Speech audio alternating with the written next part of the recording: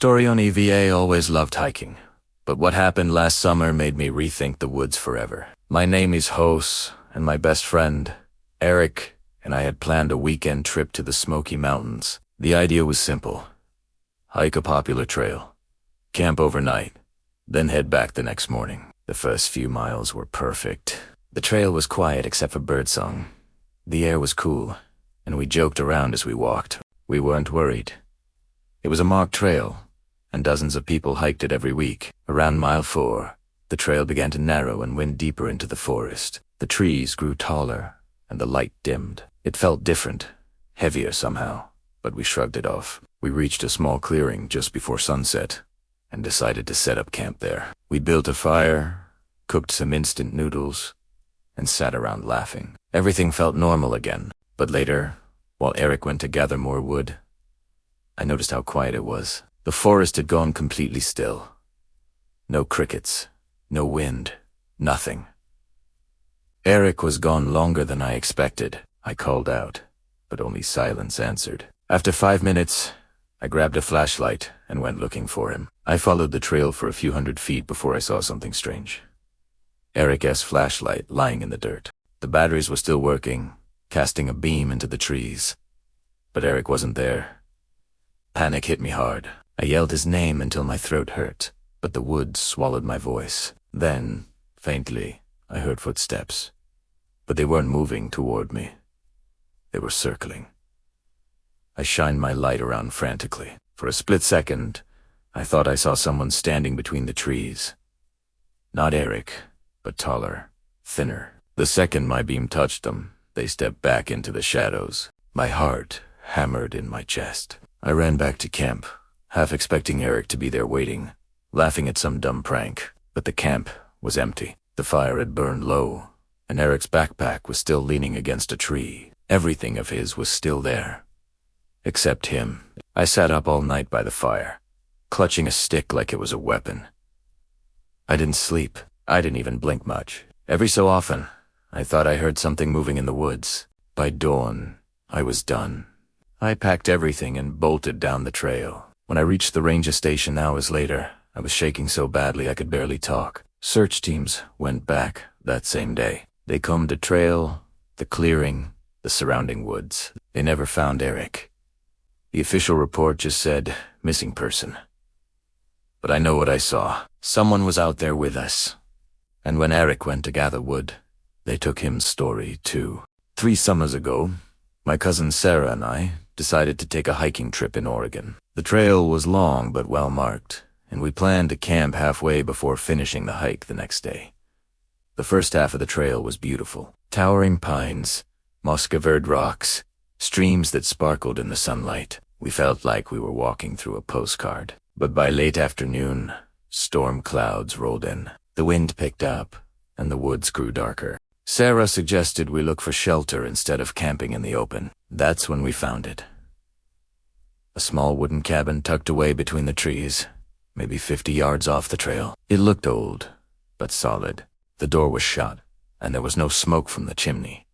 But we were desperate to stay dry. "Looky find," Sarah said with a grin, and we pushed the door open. Inside, it was dusty, but not ruined. A single table, 2 chairs, and a cot pushed against the wall. It looked like no one had been there for years. We set up our sleeping bags on the floor and listened to the storm rage outside. The rain hammered the roof, and the wind howled through the trees. For a while, we felt safe, but around midnight, I woke up to a sound that didn't belong to the storm. Footsteps. Slow, deliberate, circling the cabin.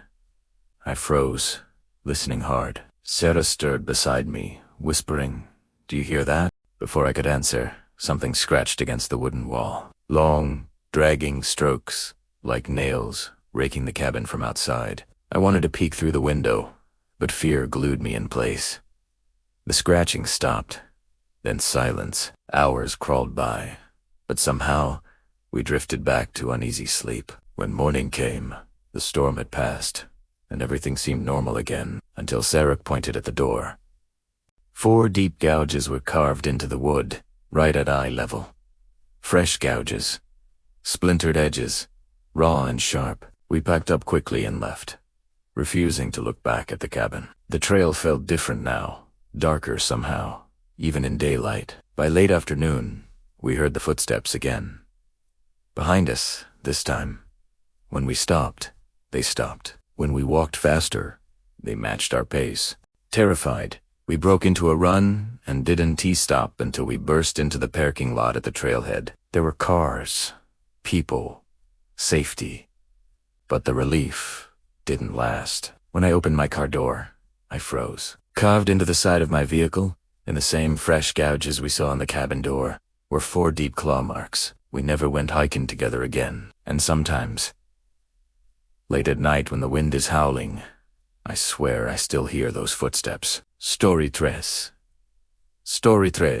2 years ago, I went on a solo hiking trip in Colorado. I wanted peace and quiet after a stressful semester at college, and the mountains always cleared my head. The trail I chose followed a river that wound through dense forest. The sound of rushing water was calming, and I planned to camp near it overnight.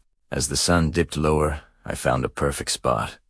Flat ground, a view of the river, and plenty of firewood nearby. I set up my small tent and cooked a simple dinner. By nightfall, I was sitting by the fire, listening to the river.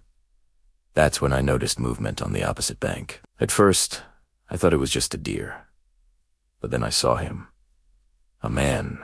He stood completely still, facing me, maybe 50 feet away. His clothes were dark, his posture rigid. "Hello," I called out, trying to sound casual. No answer. He didn't move, didn't even shift his weight. Just stared. Uneasy, I put out the fire and zipped myself inside the tent. The sound of the river masked everything else, but my nerves kept me awake. Around midnight, I heard splashing, heavy steps in the water. Crossing. I held my breath, heart pounding, as something moved closer to my tent. The crunch of wet shoes on dirt. Slow, deliberate. Then silence. Whose feet Hawaii? Minutes dragged by. Finally, I worked up the courage to peek through the zipper. No one was there. The night looked empty, the river calm again. But when I stepped out at sunrise, I saw them. Footprints. Dozens of them, circling my tent, overlapping, pacing back and forth. I packed up in a rush and hiked fast, not even stopping for breakfast. Every sound in the woods felt amplified, every crack of a branch like a warning. Hours later, exhausted, I reached a ranger station. I told the ranger what I'd seen. He frowned and said, "You're not the first." Apparently, hikers had reported a strange man stalking campsites along that river for years. They never caught him. Before he left, the ranger added one last thing that chilled me more than anything else. He said, "The ones who report him are the lucky ones. Some campers don't come back at all." I never hiked alone again.